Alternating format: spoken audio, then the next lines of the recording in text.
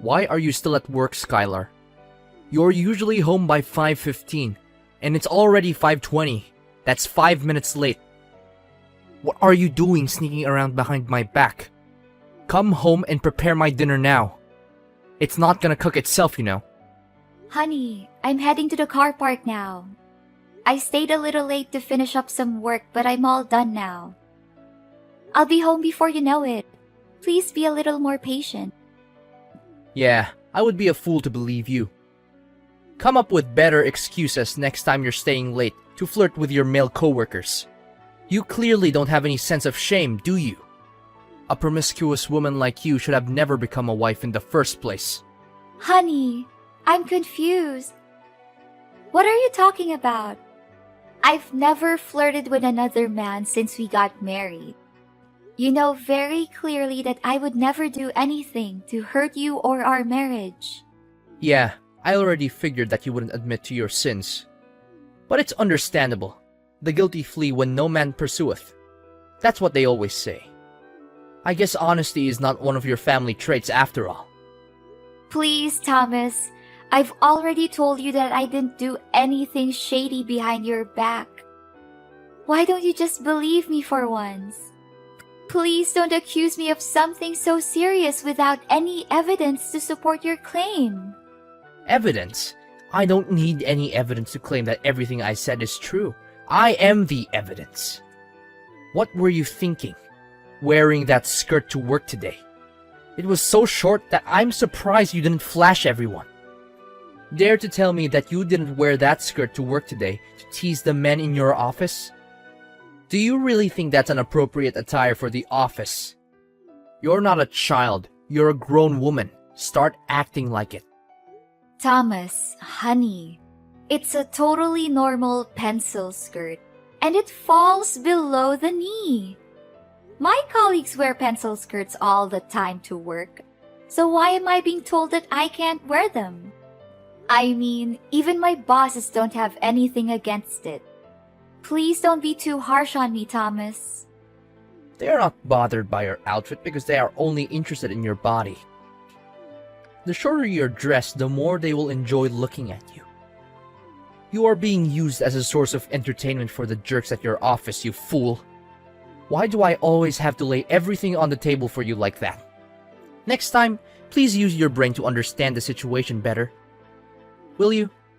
What are you even saying? Don't just assume that everyone thinks the way you do. My colleagues and bosses are all decent people who respect me.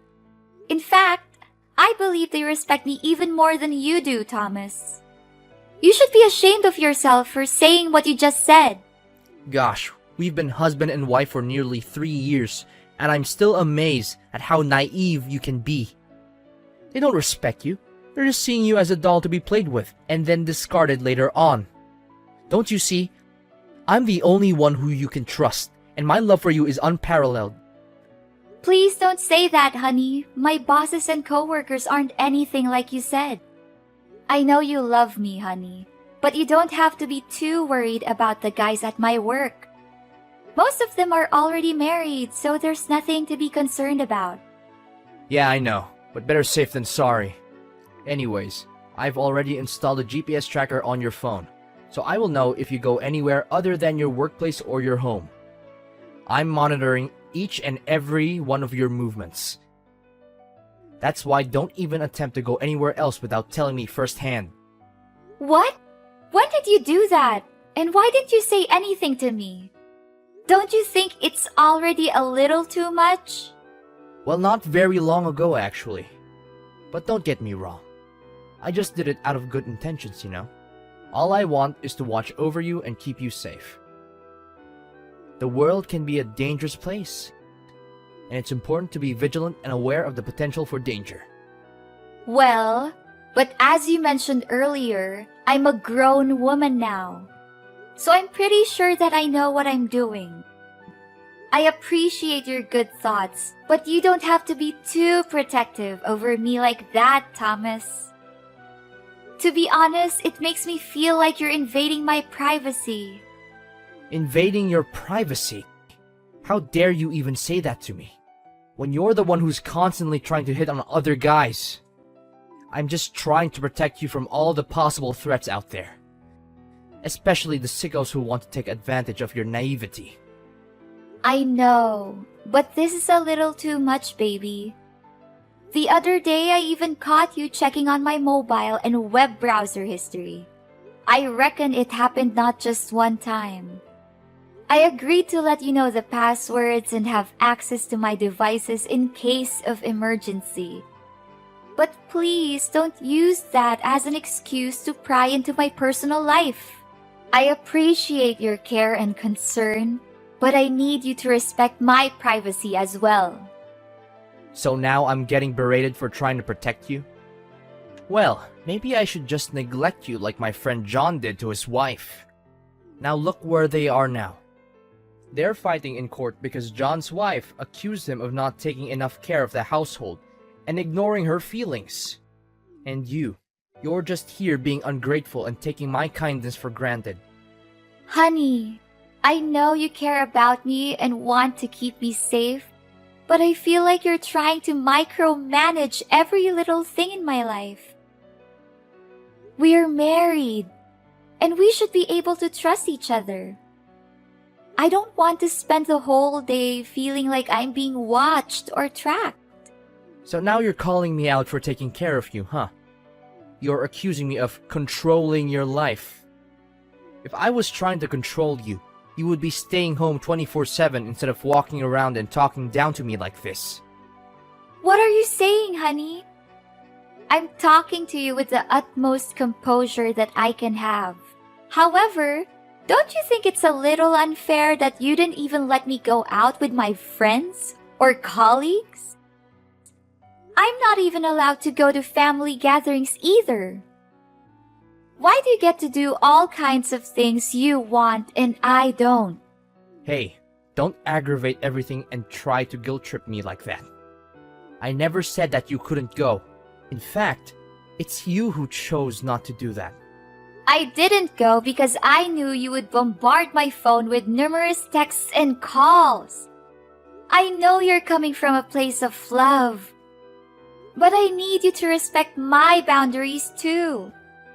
I need to be able to go out with my friends without feeling like I have to check in with you every hour. I need to be able to go to work without feeling like you're going to call me every 5 minutes to see where I am. Fine, I'll leave you in peace, if you wish so. Before marrying you, I used to have girls lining up at my doorstep begging me to go out with them. I'm a successful, good-looking business executive who ticks off all the boxes of an ideal man. And you're nothing but an ordinary office clerk. Honestly, I could have left you any minute if I wanted to, but I didn't because I love you. I chose you to be my wife, so you should be more grateful for what you have. Skylar, get home immediately. Explain to me, why am I not seeing you at home yet? It's already past 8. Are you gonna leave me here all night waiting for you? Honey, I mentioned earlier today that I'll be attending a farewell party for my former boss who is retiring. It would be totally rude and inconsiderate of me to decline, so I'll be going. I'm sorry, I won't be able to cook dinner tonight. You can order takeout or go out to eat, whichever the case. Besides, I know you're tracking my phone, so you can already know that I'm not going anywhere I shouldn't be. I know you already texted me, but did I agree to let you go? No, so now my approval doesn't even matter anymore. Now you just think that you can do what you want without checking with me first, huh? I'm only nothing but a complete stranger in your eyes, correct? I didn't say that, honey. I'm not sure where you got that idea, but it's simply not true. Please don't put words in my mouth, and please don't be too vigilant about my schedule. I'm your wife, not your enemy, to be tracked down nearly 24 hours a day. Good questioning. But what forced me to become more vigilant, huh? It's you. You're the one who's full of tricks and always wants to deceive. Thomas, you know I would never do anything to mislead you. Why did you say that? Are you sure?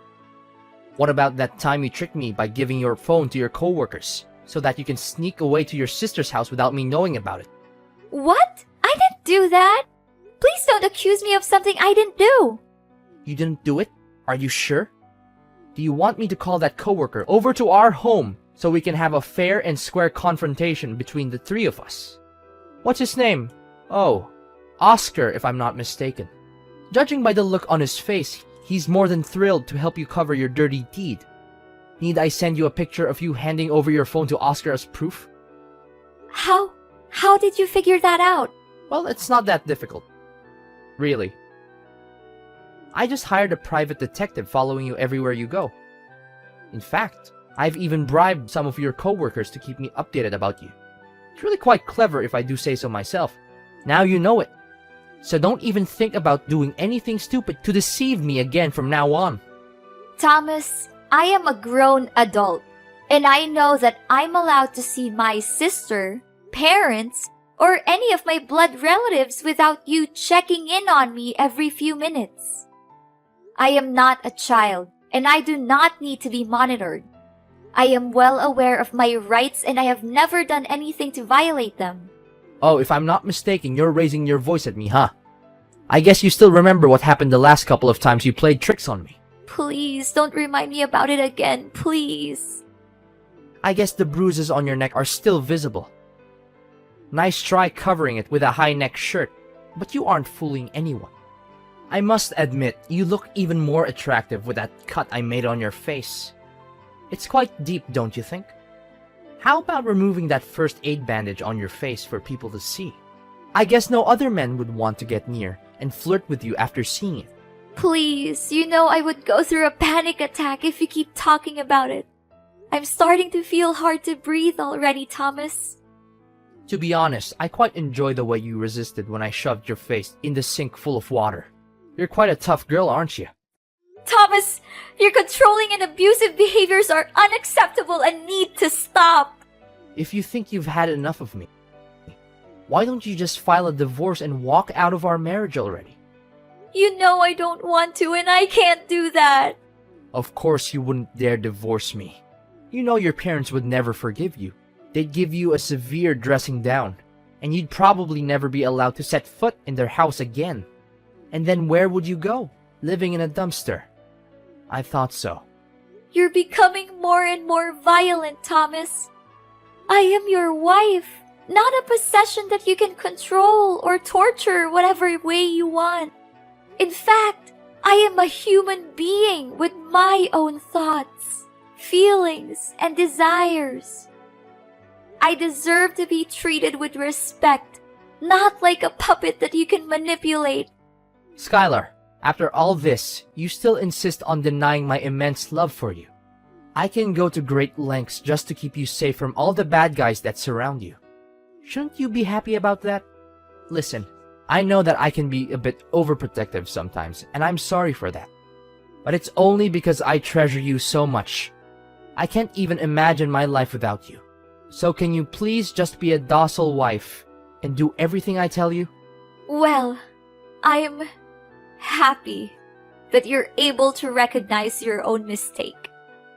I'm just hoping you can become less abusive and be a good husband in the strict sense of the word, so that we don't have to argue about this again.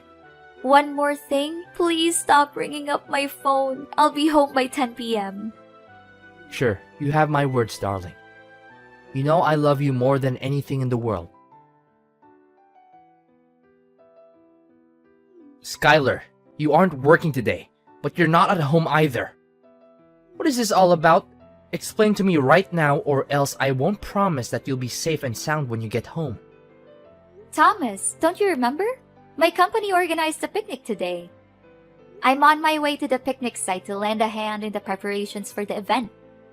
I thought I already gave you my working schedule for this month, so you should be able to find out about it yourself. Picnic, huh? Oh, I see. Are you sure you're not lying again this time? Listen, I don't want to get tough with you, but if I find out that you've been up to something behind my back again, I'll make sure that you'll regret it for the rest of your life. I know, Thomas. I'm well aware of that. I'm sorry for disobeying you the last couple of times. But all I wanted was a little bit of fresh air, you know? Our marriage has become more and more like a burden to me. Look, honey, I'm so sorry if I make it feel that way to you. I promise I'll change for the better. Only if you agree to do as I tell you, and no questions asked. I know I can be a bit overprotective, but you have to admit, you've been living the life of luxury since we got married. I've given you everything you could ever want, from designer clothes and jewelry to a fleet of luxury cars. What more could an ordinary girl like you ask for? Yes, I got it now. I'll strictly follow whatever you say from now on. But I would appreciate it if you would talk to me in a more reasonable way. That's my good girl.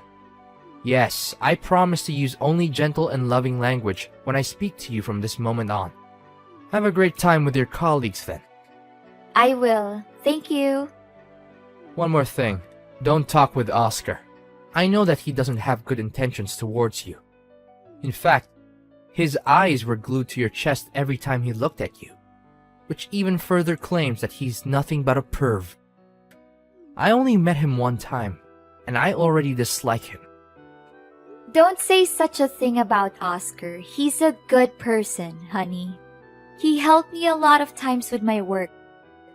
Besides, he's also a technology geek. I reckon his one and only interest is developing software day in and day out. But are you really okay to let me go on a picnic like that? Yeah, sure, why wouldn't I? I told you last time that you'll have more freedom to do the things you like, didn't I? So you did change after all. I'm so proud of you. I promise you that I'll be home as soon as possible. Love you, hon.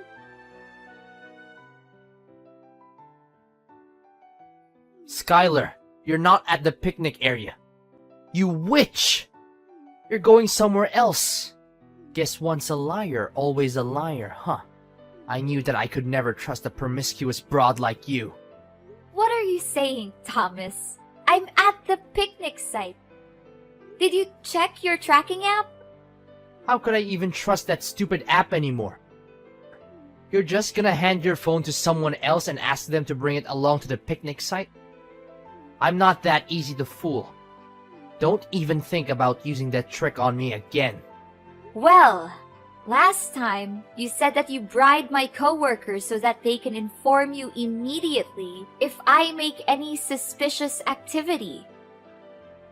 Why don't you ask them now?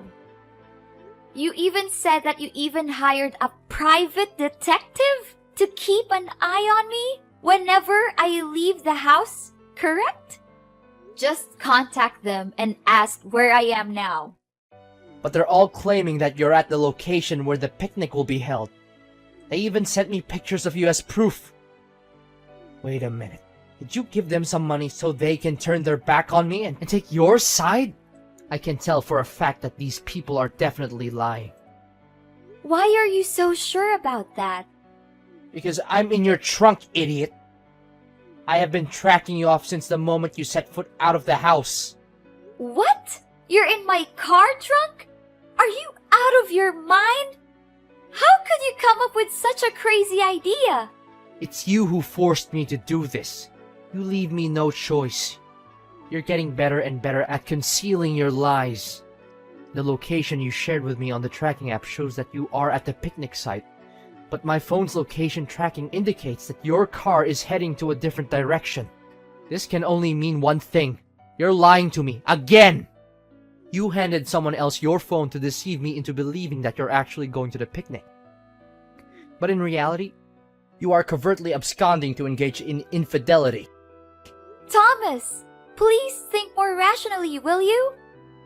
You already checked with the detective and my colleagues, and they all confirmed that they see me at the designated spot for the picnic. What else do you want? Do you need me to personally take some pictures of myself and send them to you? That's impossible. My phone's tracking has never been wrong before. But how can you drive the car and be at the picnic at the same time? Something is definitely out of place. Oh, Thomas, you think you're such a genius. But I just proved that you can be easily misled by a little child's game. What? What are you saying? Quit fooling around with me. I'm not in the mood for that. Can you see? It's not me who's driving the car. Oscar is helping me drive it. I'm actually at the picnic place just like I told you. I knew you pretended to go to work, but in reality you were hiding in my car trunk to follow me around. That's why I called Oscar over and asked him to replace me and drive my car. After that, I used Oscar's car to drive to the picnic location. Great plan, isn't it? You what? How did you figure out that I was in your car trunk? That's impossible. I'm sure I covered my tracks very carefully. I even erased every possible trail. Thomas, this time it's your own skepticism that betrayed you. Do you remember the last time you demanded a couple pictures of myself to prove that I was at the company? Oscar helped me attach a spyware to that file. When you downloaded the file on your phone, the spyware allows me to access your phone's GPS and track your location. That's how I found out about you hiding in my car trunk. What? So you've been spying on me this whole time? That's unacceptable. Do you know what's even more interesting, Thomas? Oscar is driving you directly to the police station. I'm not afraid of you anymore. You will soon be held accountable for your crimes. What crime? I haven't done anything wrong. The scars and bruises on my body are a testament to your violence. Not only that, the emotional damage you inflicted on me is just as real as the physical damage. You loved me so much that you tortured me and treated me like a possession. Honestly, it disgusts me every time you say that you love me. Tell your friend to stop the car and let me out. I'm not kidding. I'll make you pay a heavy price for double-crossing me. Forcing someone to go to the police station is a crime, you know. Fine. I'll tell Oscar to let you out of the car trunk. In the end, we just wanted to frighten you a little bit. But I advise you to prepare for our next meeting, which will take place in a court of law, of course. You may get away with this now, but you will not be able to escape what is coming for you next.